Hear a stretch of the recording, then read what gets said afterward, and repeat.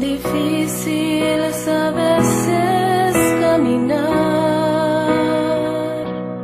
en los momentos en que todo sale mal, pero yo sé que estás aquí y que tú no me olvidarás, pues con mi fe veo tu amor y tu bondad. Oh, cuán difícil es a veces continuar cuando no entiendes los porqués de la vida, pero te puedo contemplar en tu madera en soledad. Me consuela saber que has estado en mi lugar.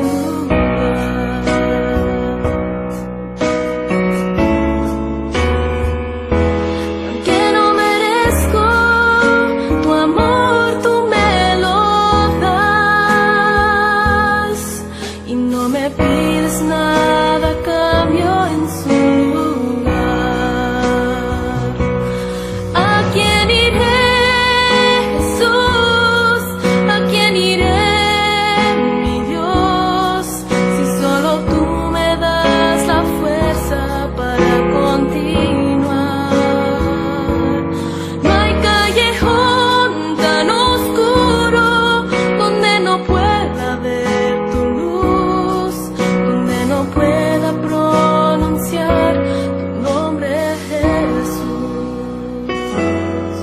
Oh, cuán difícil es a veces continuar cuando no entiendes los porqués de la vida, pero te puedo contemplar en tu madero en soledad y me consuela saber que has estado en mi lugar.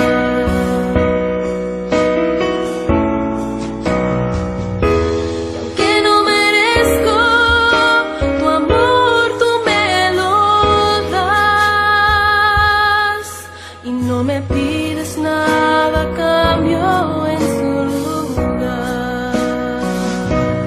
¿A quién iré, Jesús?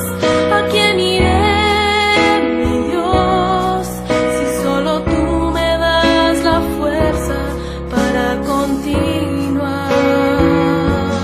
No hay callejón tan oscuro donde no pueda ver tu luz, donde no pueda pronunciar tu nombre, Jesús.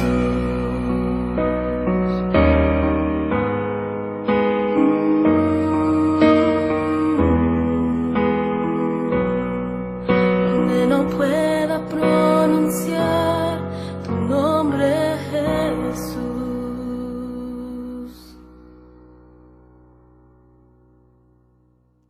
En cierta ocasión, mientras David huía de Saúl, declaró lo siguiente: alzaré mis ojos a los montes. ¿De dónde vendrá mi socorro?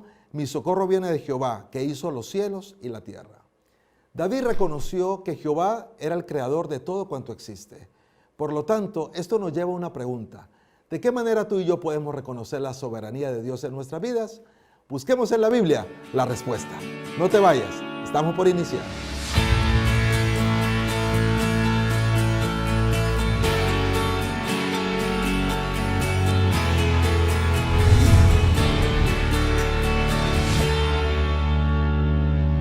Hola, ¿qué tal?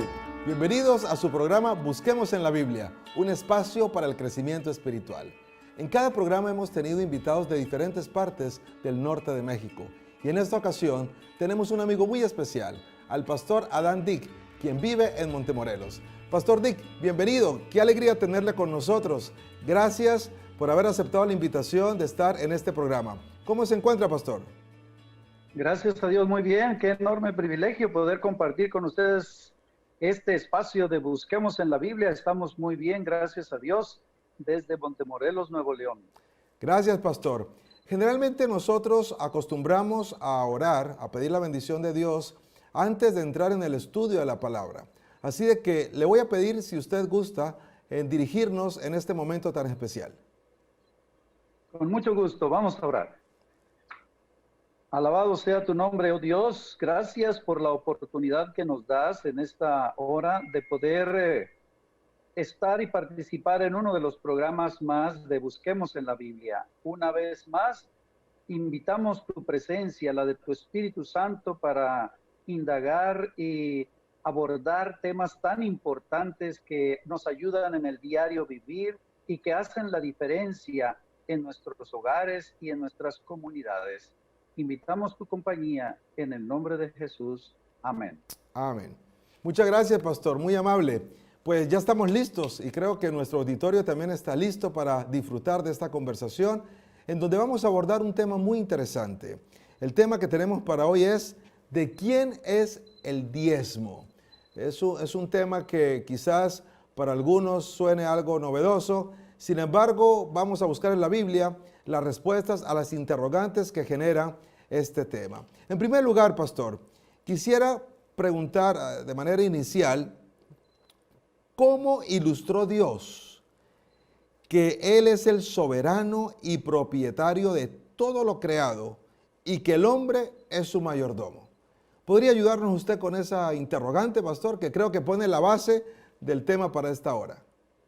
Claro que sí, Juan David, qué privilegio que cuando nosotros tenemos este maravilloso libro, ¿verdad?, que es la Biblia, precisamente se introduce con el libro del Génesis, que es a donde nosotros tenemos esa historia que algunos incluso la han idealizado o le han quitado su valor real, de ese árbol que fue colocado ahí en el huerto del Edén, ¿cierto? Cuando nosotros encontramos ahí en Génesis capítulo 2, versículo 17, donde Dios le da una orden a la pareja que Él había creado, en este caso a Adán y a Eva, y les dice: mas del árbol de ciencia, del bien y del mal, no comeréis, porque el día que de él comiereis, ciertamente moriréis. Así que me es muy interesante saber cómo Dios coloca, en este caso, un árbol como algo reservado solo para Él. Quiero imaginar que con propósitos pedagógicos, con propósitos de, pues, probar a la joven pareja que había creado, ¿cierto? Para demostrarles que Él es el dueño y que hay algo reservado para su creador. Es correcto. En un programa anterior hablábamos con el pastor Oscar Rivera y mencionaba de que pues Dios es un Dios generoso y simplemente Él se reservó ese árbol como evidencia de que Él es el propietario, de que Él es el dueño, de que Él es el soberano. Y a veces nosotros en cosas tan sencillas, en pruebas tan... Porque qué complicado fue para Dios, de alguna manera, tener que cumplir una promesa que le había hecho a la primera pareja de que si desobedecían, iban a morir. Ahora, mire usted en la complicación que nos metimos justamente por no ser de alguna manera obedientes con algo tan sencillo. Yo no sé cuántos árboles habría en el huerto. Yo me imagino que había miles y de diferentes especies. Había de muchas frutas que quizás hoy ya no conocemos. Y resulta que justamente Adán y Eva se van al árbol del que el Señor les había dicho que ni siquiera se acercaran. Y es que algunos se han atrevido a decir, bueno, ¿para qué pone Dios un árbol, verdad? Es un motivo de tentación. Sin embargo, tenemos que verlo también como la libertad, que es el mayor regalo que Dios le da al ser humano, ¿cierto? Es correcto. La voluntad, la facultad de tomar una decisión. A mí me viene a la mente nuestro papel como padres, ¿verdad? Donde nosotros le enseñamos o le exigimos obediencia a un hijo, pero si no le damos opción, pues no vamos a saber si él toma una decisión correcta. En este caso, hay un árbol allí que es una reserva. Como dices, ¿cuántos árboles habría? No sabemos. Pero ¿por qué pensar precisamente en el árbol que Dios me ha dicho no lo comas? Si hay tantos otros que yo puedo disfrutar, ¿verdad? Es correcto. Y usted tocó algo muy importante. Cuando hablamos de la libertad, del libre albedrío, en Génesis 1:27 Dios dice que Él nos creó a imagen y semejanza suya. Y una de las dimensiones de la semejanza de Dios en el hombre justamente es el libre albedrío. Dios nos creó con la capacidad de pensar, de razonar y por consiguiente de decidir. Y justamente la primera pareja que existió fue expuesta en ese escenario en donde tenían que hacer uso de esa facultad de la cual Dios les había dotado. Sabemos, pastor, de que decidieron mal, se equivocaron, no hicieron de acuerdo a las directrices que Dios les había estipulado. Así de que a través de esa decisión equivocada de desobedecer a Dios, entra la tragedia del pecado al planeta Tierra. Y efectivamente, después del pecado, ocurrieron muchas cosas, pero hay algo que me gustaría que nos colaborara en esta hora. ¿Cómo mantiene Dios el principio que Él es el propietario y el hombre simplemente es su mayordomo? ¿Cómo se mantiene ese principio después del pecado? Porque antes del pecado, efectivamente Dios puso al hombre ahí como mayordomo. Pero una vez que entra el pecado, ese principio continúa. Ahora, ¿de qué manera continúa? Eso es muy interesante, Juan David, puesto que algunos pudiéramos atrevernos a pensar, bueno, es que ¿por qué comerse un árbol? Mira, y luego viene como resultado la tragedia y el dolor, la angustia. Pero hay que saber que Dios nos da la oportunidad también a nosotros. Es correcto. Ahora en el siglo XXI, a mí y a ti y a todos los que nos escuchan, nos vuelve a dar la oportunidad de tomar una decisión y de probar si nosotros le somos leales a Él, si lo reconocemos como el Creador. Porque allí en el libro de Levítico, en el capítulo 27, ahí en el versículo 30, dice, y el diezmo de la tierra. Estas fueron legislaciones que el pueblo de Israel recibió a través de Moisés. El diezmo de la tierra, así de la simiente de la tierra como del fruto de los árboles, de Jehová es dedicado a Jehová. Así que cuando nosotros tenemos un árbol, cuando nosotros tenemos una propiedad, en este caso, cuando recibimos un salario, tenemos que considerar que hay una porción que es de Dios, que le pertenece a Él. Es su derecho de creación, es su derecho de darnos la vida, es reconocerlo, es adorarlo. Así que nosotros también tenemos esa oportunidad, así como Adán y Eva. Y la pregunta es, ¿verdad? ¿Seremos nosotros fieles a diferencia de Adán y Eva? Bueno, esa es una pregunta desafiante y todos de alguna manera tendremos que decidir si repetimos el patrón de nuestros primeros padres o si decidimos ser fieles a Dios tal como Él lo espera. Ahora, ya sabemos entonces que la manera como Dios mantuvo ese principio de que Él es el propietario, pues fue a través del diezmo. Y eso nos lleva a otra pregunta. ¿Qué uso le dio Dios al diezmo en el Antiguo Testamento? Esto es muy interesante. ¿Quién recibe el diezmo y para qué? Porque ciertamente el 10% quiero imaginar de los frutos, de las cabras, de las ovejas, de los camellos, todas las propiedades que en aquel entonces no estaban representadas en dinero, ¿verdad? En monedas. Así que Dios tenía dentro de la estructura eclesiástica, vamos a decirlo así, ¿verdad? Un grupo o una tribu de las 12 tribus de Israel que había sido designada para los trabajos en el santuario. Le llamamos nosotros la tribu de Leví, y es precisamente ahí en el en números 18, en los versículos 21 y 23, donde dice, he aquí yo he dado a los hijos de Leví todos los diezmos en Israel por heredad. Muy bien. Esos diezmos que entregaba el pueblo y que también los levitas tenían necesidad y también lo daban, era para el sostenimiento, para el alimento y como una heredad para esa tribu especial que se dedicaba a los menesteres del templo, a cuidarlo, sostenerlo, transportarlo. Sigue diciendo ahí en el versículo 23, mas los levitas harán el servicio del tabernáculo de reunión y ellos llevarán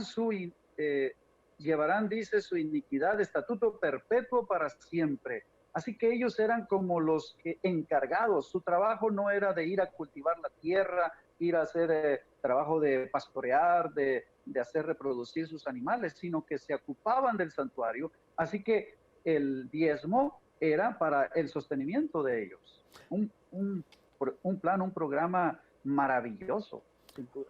Ahora, tengo entendido también, según el registro bíblico, que ellos no recibieron ninguna heredad de tierra.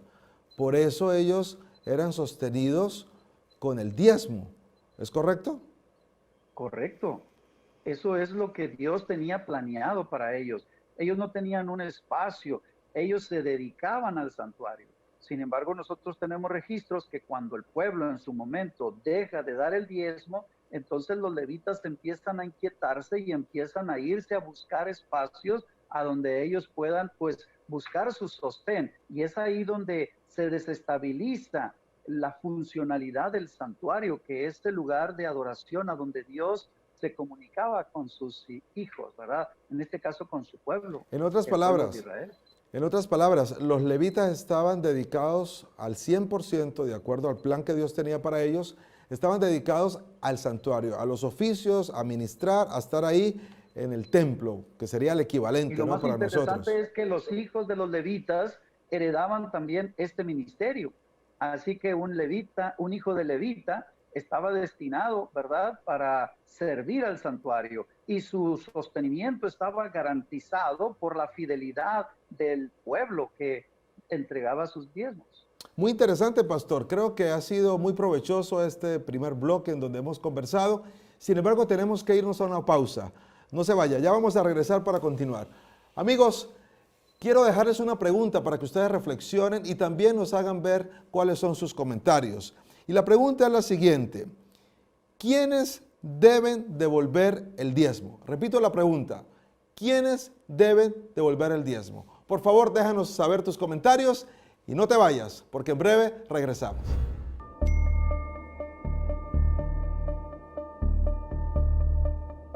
Cuando todo se viene abajo, todos necesitamos una familia. Tú ya eres parte de esta familia. ¿Sabías que según las estadísticas, nosotras las mujeres leemos más la Biblia que los hombres? Sí, así como lo escuchas. ¿Y que las personas de edad avanzada leen más que los jóvenes? Pero hoy podemos cambiar esas estadísticas. No importa si eres niño, joven, hombre o mujer. Tú puedes leer apasionadamente la palabra de Dios. Te comparto mi versículo favorito, que está en Proverbios 15:13. Y dice así: el corazón alegre hermosea el rostro, mas el espíritu abatido seca los huesos. Ahora te toca a ti abrir esa Biblia que has guardado por mucho tiempo y compartir con los demás las promesas que Dios tiene para nuestra vida. Muchas gracias por permanecer con nosotros. Sabemos que están ahí y que han disfrutado muchísimo de este programa. Espero que hayas dejado tus comentarios en relación a la pregunta que dejamos antes de irnos a la pausa. Continuamos con el pastor Adán Dick, quien es nuestro invitado para esta ocasión. Pastor Dick, gracias por continuar con nosotros. Hemos disfrutado muchísimo de su compañía, de los aportes, de la manera como usted nos ha ilustrado a través de la Biblia, lo que la Escritura enseña en relación al diezmo. Dijimos hace unos minutos atrás que los levitas no habían recibido tierra, es decir, que ellos no recibieron heredad. Sin embargo, sería interesante saber en qué parte de la Escritura encontramos evidencia de que efectivamente ellos no tuvieron herencia. Efectivamente, estaba yo por aquí indagando en el libro de Números, en el capítulo 18, en el versículo 20. Dice: Jehová dijo a Aarón. Debemos recordar que Aarón era el sumo sacerdote, correcto, establecido, hermano de Moisés, establecido por Dios. Y Jehová le dijo a Aarón: de la tierra de ellos no tendrás heredad, ni entre ellos tendrás parte, porque yo soy tu parte y tu heredad en medio de los hijos de Israel. Juan David, es un programa, es un plan divinamente establecido. Es algo como que ahora un pastor, ¿verdad?, que debe dedicarse en cuerpo y alma a su iglesia. Es como en el término, vamos a decirlo así, no sé, ¿verdad?, de una parroquia a donde el sacerdote se tiene que abocar a su trabajo como un líder religioso. No tiene que andar haciendo otros negocios, puesto que Dios ha dispuesto los diezmos de los feligreses, de las personas que adoran, para su sostenimiento. Así que este es un plan divino que se deriva del árbol que hablamos, ¿verdad? Allí en el Génesis, donde Dios apartó para que todos tengamos conciencia de que Él es el dueño y que Él es el proveedor y que a Él le debemos adoración, reconocimiento y respeto. En otras palabras, para ser más precisos, los levitas no tenían que preocuparse si aparecían o no en el testamento, porque no había herencia para ellos. No había heredad en ese sentido, ¿no? Así de que simplemente ellos participaban de lo que había sido diseñado por Dios, de ese plan, en donde a través del diezmo ellos y sus familias serían sostenidas. Interesante, qué maravilloso cómo Dios hizo provisión para que ellos estuvieran concentrados, estuvieran dedicados exclusivamente a ministrar en el templo. Es que su vida estaba asegurada, ¿no? Mientras ellos andaban de nómadas en el desierto, pues ellos estaban al lado del tabernáculo, ¿verdad? Ellos eran los que estaban custodiando. Una vez que se establecen en la tierra prometida, de igual manera, ¿verdad? Ellos están ahí en una heredad asegurada, pero al servicio, o sea, no están al trabajo de cultivar la tierra o de hacer crecer sus rebaños o sus propiedades. Simplemente se ocupan de la adoración, que era mañana y tarde. Todo el pueblo de Israel, ¿verdad? Acudían y eso tenía que estar listo, limpio, tenían que estar las lámparas encendidas, tenía que hacerse limpieza constante porque era un sistema de sacrificios. Así que tú te imaginas la cantidad de gente involucrada en el proceso de mantenimiento del templo. Eso fue increíble, se requería mucha gente. Sin embargo, yo lo veo desde la perspectiva, nacer levita era que tu vida estaba asegurada, porque era sostenido toda la vida. Desde que naciste hasta que moriste, Dios tenía una provisión para ti. Y lo interesante de todo esto es que también la atención pastoral del pueblo estaba asegurada, porque tenían hombres dedicados al 100% para ministrarles, para ayudarles, para orientarles espiritualmente. Así que esto era una gran bendición, un plan maravilloso que solamente pudo haber surgido en la mente de Dios, el omnisapiente, el que todo lo sabe, el que conoce qué es lo mejor para sus hijos. Amén. Excelente, pastor. Pues vamos a continuar. Me parece que las explicaciones han sido certeras y han estado fundamentadas en la Biblia. Es algo que a mí me gusta, que cada pregunta ha sido respondida con un escrito está y nos ha conducido para que busquemos en la Biblia, tal como lo promovemos en este programa de estudio. De eso se trata. Excelente. Vamos entonces a avanzar. Hay algo que a mí me llama la atención. Ya vimos cómo se manejó el asunto del diezmo en el Antiguo Testamento, pero ahora la pregunta es, ¿cómo aplica Pablo el principio del diezmo para la era cristiana? Ya estamos hablando de lo que es la etapa neotestamentaria del Nuevo Testamento. Entonces la pregunta, la repito, ¿cómo aplica Pablo el principio del diezmo para la era cristiana? Muy bien, ahora vamos al Nuevo Testamento, porque algunos dicen, bueno, esta historia del pueblo de Israel ya quedó atrás, el sacrificio concluyó, pero ahora vamos a la época paulina, ¿cierto? Muy bien. Y ahí nosotros podemos encontrar en su primera carta a los Corintios, en el capítulo 9, a partir del versículo 13, específicamente los versículos 13 y 14, dice, ¿no sabéis? Es una pregunta. Ajá. ¿No sabéis que los que trabajan en las cosas sagradas comen del templo y que los que sirven al altar, del altar participan? Y ahora leo el versículo 14. Así también ordenó el Señor que a los que anuncian el evangelio, que vivan del evangelio. Así que ahora el apóstol Pablo, ¿verdad? En lo que nosotros sabemos que fue el establecimiento de la iglesia primitiva, retoma el mismo principio, el principio del sostenimiento. Aun cuando Pablo, nosotros sabemos que él tenía un oficio, ¿verdad? Que él era confeccionador de tiendas.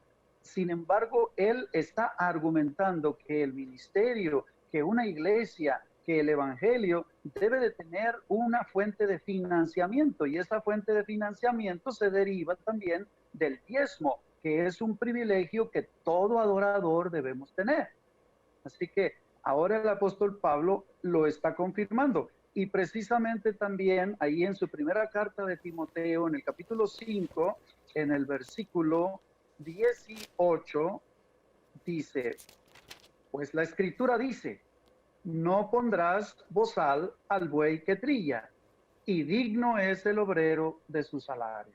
Qué Muy interesante. bien. Este es un principio que el apóstol Pablo también, ahí a Timoteo se lo está también subrayando. Te voy a contar un incidente. Cuando este servidor inició su trabajo como ministro allá por una región fronteriza, una niña de 3 años se acercó y me dijo, pastor, ¿y usted a qué se dedica? Bueno, le dije, yo soy pastor. Y ella me dijo, sí, pero ¿qué hacen los pastores?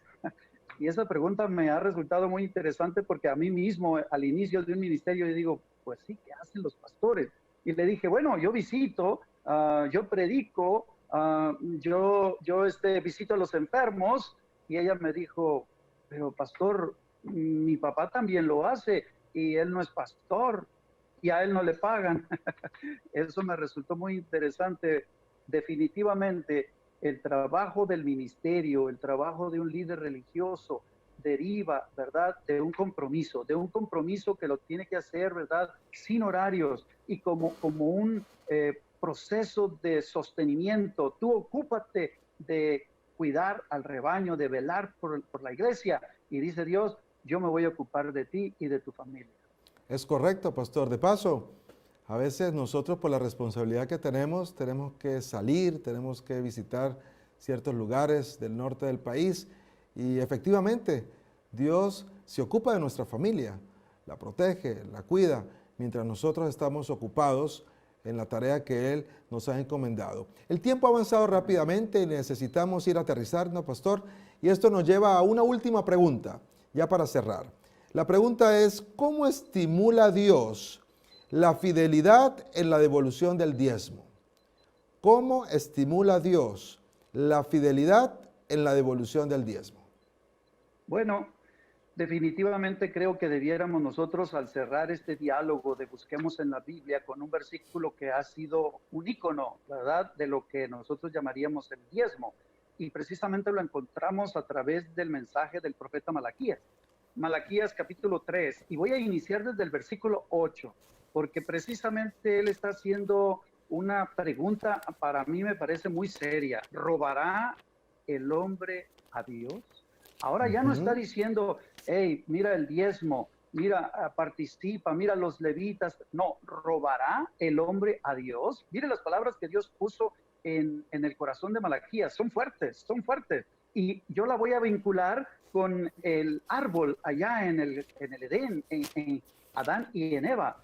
Porque cuando Dios le dice, no te comas de esa fruta, y él se la come, se la está robando, está tocando, está tomando algo que no le pertenece.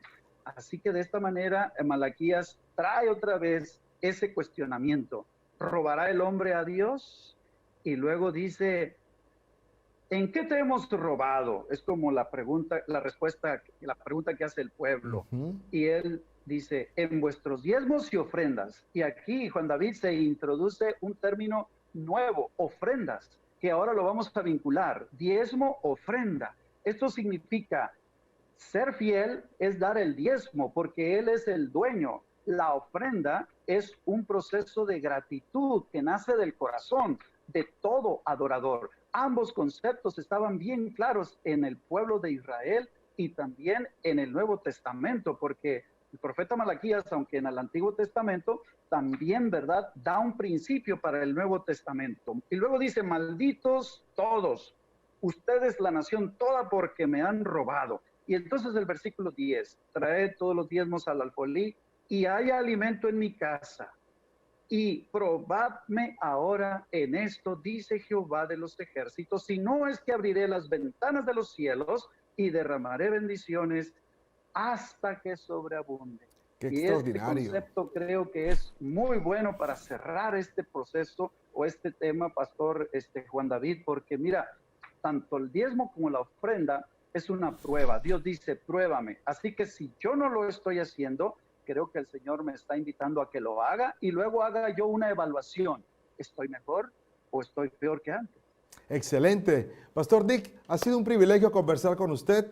Creo que ha quedado muy claro este tema y esperamos que nuestro auditorio también haya tomado nota y haya sido desafiado a tomar decisiones. Muchas gracias, pastor. Que Dios lo siga usando. Amigos.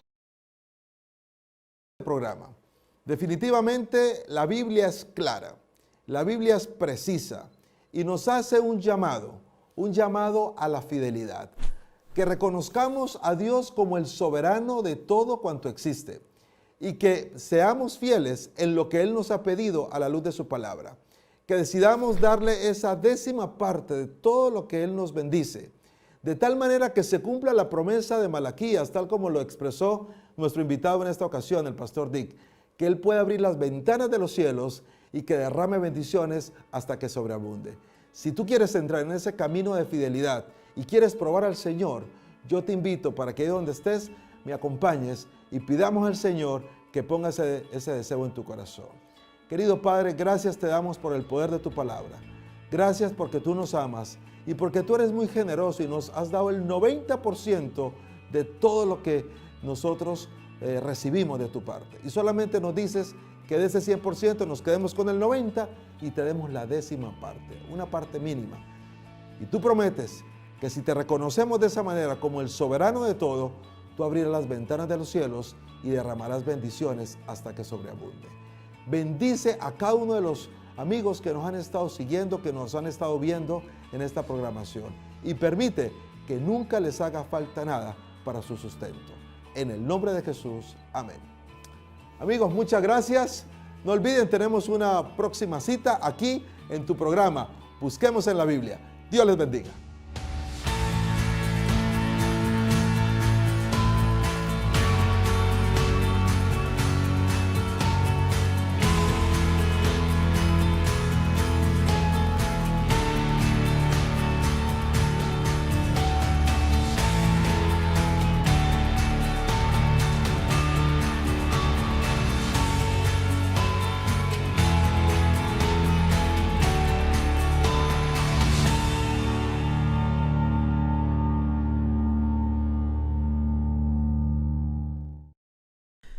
Hola mi querida familia, te saluda tu hermano en Cristo Felipe Garibo.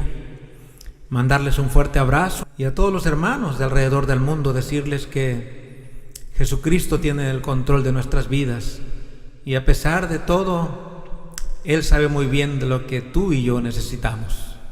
Yo quiero dejarte con este canto, se titula Renacer, y un fuerte abrazo a todos los hermanos y a todos los niños y a todo el mundo. Canto Renacer para honra y gloria de nuestro Dios.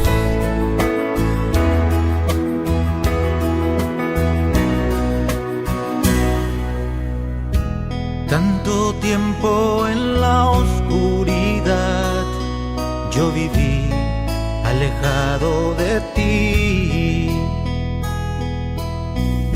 sin ninguna esperanza, sin amor. Nada bueno había en mí. El pecado golpeaba mi alma. Fueron noches sin fin, sumergido en las profundas aguas de este mundo infeliz. Mi corazón tembló al escuchar su voz y mi cabeza suavemente levantó.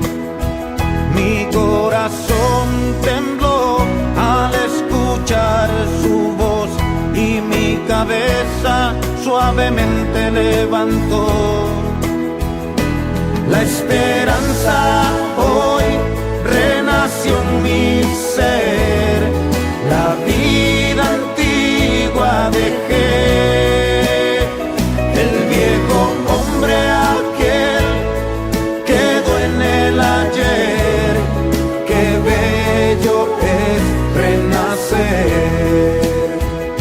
Si sufriendo estás, clama sin vacilar, Él te responderá.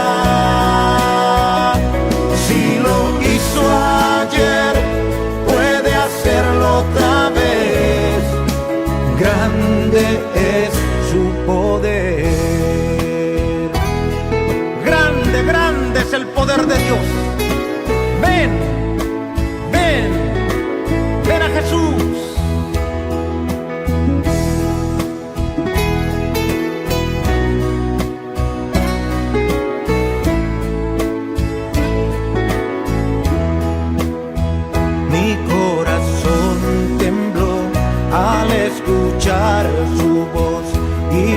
cabeza suavemente levantó. Mi corazón tembló al escuchar su voz y mi cabeza suavemente levantó. La esperanza hoy renació en mi ser, la vida antigua dejé, el viejo hombre aquel quedó en el ayer, qué bello es renacer. Si sufriendo estás, clama sin vacilar, Él te responderá. Si lo hizo ayer, puede hacerlo otra vez. Grande es su poder. Qué bello es renacer. Qué bello es renacer. Bello es renacer.